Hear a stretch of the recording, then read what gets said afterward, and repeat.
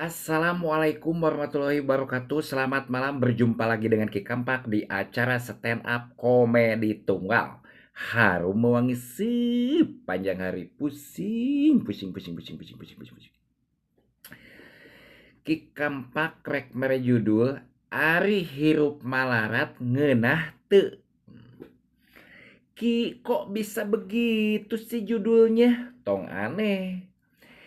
Ki Kampak mere judul eta karena naon sering ningali realita di lapangan, di pelosok-pelosok di mana-mananya.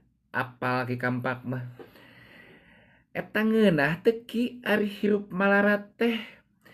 Boborah ngeunah mentak alarembung we ditinggal-tinggalkeun arembung malarat kunaon berarti teu ngeunah. Emang kumaha sih Ki rasana anu hirup malarat? Pait. Geuning bisa pait Ki, teu beda ngadaang si Ki Mahuni sok daang kan pait. Paitna kumaha Ki? Kok bisa pait kitu geuninganan? Ayeuna bayangkeun nya lamun anu hirup malarat hayang daang eueuh beas hayang budak jajan duit eueuh, komo bari jeung kebluk mah teu daek usaha. Di mana anu rek nyampeurkeun kan moal aya.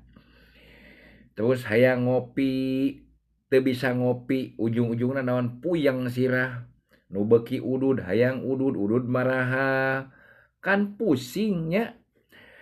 Nek nyedot daun kawung da ayeuna mah geus lain zamanna, geus eueuh kawungna ge hese heuh.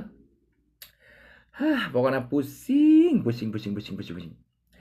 Mentak oge mun bisa kudu sugema. Sugema teh naon Ki? Balaleunghar, malakmur, entong hayang hirup malarat.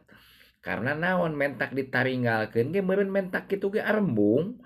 Mentak sok hayang balarungah balak kecrakan dina media sosial baranghakan itu ieu. Kan eta naon nu kitu? Berarti hayang balaleunghar, hayang ngeunah, bener teu? Tah kitu